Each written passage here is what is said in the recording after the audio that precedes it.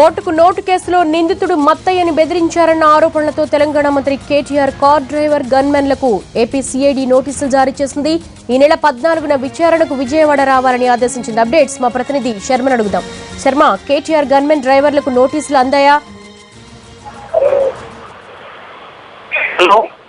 శర్మ, నోటీసులు అందాయా? అసలు వారికి ఎందుకు నోటీసులు జారీ చేయాల్సి వచ్చింది?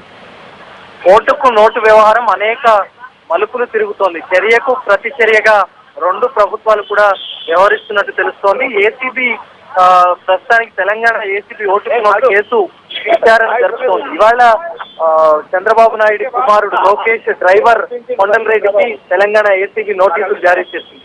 అయితే దీనికి ప్రతిచర్యగానే ఆంధ్రప్రదేశ్ సిఐడి కూడా తెలంగాణ సీఎం చంద్రశేఖరరావు కుమారుడు కేటీఆర్ డ్రైవర్ కు అలాగే ఆయన గన్మెన్ కూడా నోటీసులు జారీ చేయాలని భావిస్తోంది. ఎందుకంటే మత్తయ్య జెరూసలం ఓటుకు నోటు కేసులో నిందితుడిగా ఉన్నటువంటి మత్తయ్య జెరూసలం ను కేటీఆర్ గన్మెన్ జానకిరామ్ అలాగే driver Janakiram gunmen Satyanarayana phone లో బెదిరించారన్నది వాళ్ళిద్దరి పైన అభియోగం.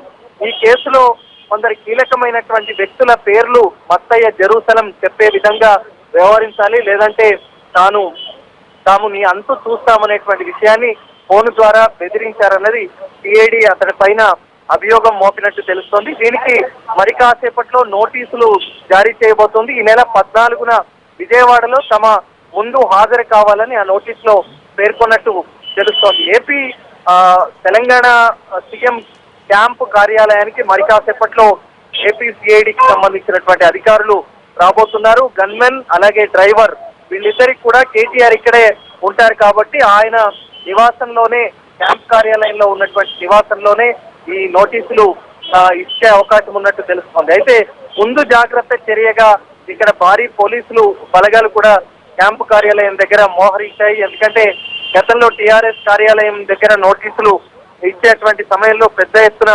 ఉద్రిక్తతలు చోటు చేసుకున్నాయి కాబట్టి పరిధి తమ ఏరియాలో ఏపీ సిఐడి నోటీసులు ఇచ్చేటువంటి అవకాశం ఉండదు అనేటువంటి నేపథ్యంలోనే పోలీసు ఉన్నతాధికారుల ఆదేశాల మేరకే ఇక్కడ భారీగా పోలీసులు మోహరించారు. మరి కాసేపట్లో ఏపీ సిఐడి అధికారులకు వచ్చే అవకాశం ఉన్న దృష్ట్యా ఏ విధంగా ఇక్కడ జరుగుతుంది అనేటువంటిది కూడా చూడాల్సి ఉంది. శర్మ, ఏ విధంగా చూడొచ్చు? ఉదయం లోకేష్ కార్ డ్రైవర్ గురించి వాకప్ చేసి సాయంత్రానికి మళ్ళీ కేటీఆర్ కి కార్ డ్రైవర్ కి అలాగే గన్మెన్ కి నోటీసులు ఇవ్వడాన్ని మనం ఏ విధంగా చూడొచ్చు అంటారు? ఇప్పుడు రెండు విచారణ సంస్థలు కూడా ఈ విధంగా వ్యవహరిస్తూ ఉన్నాయి. అంటే ఓటుకు నోటు కేసులో స్టీఫెన్సన్ కు రేవంత్ రెడ్డి డబ్బులు ఇచ్చేటువంటి సమయంలో రేవంత్ రెడ్డి గన్మెన్ తో పాటు మరికొంతమంది వ్యక్తులకు కొండలరెడ్డి ఫోన్ చేసి మాట్లాడాడు అనేటువంటి దానికి సంబంధించి కూడా తెలంగాణ ఏసీబీ కొంత ఆధారాలు సేకరించింది. అయితే ఎవరెవరితో మాట్లాడాడు, ఏ అంశాలు వాళ్ళ దగ్గర ప్రస్తావించాడన్న దానిపైన 160 సిఆర్పిసి కింద కొండలరెడ్డిని విచారించి స్టేట్మెంట్ ను రికార్డ్ చేసే విధంగానే ఆయనకు నోటీసులు జారీ అయ్యాయి.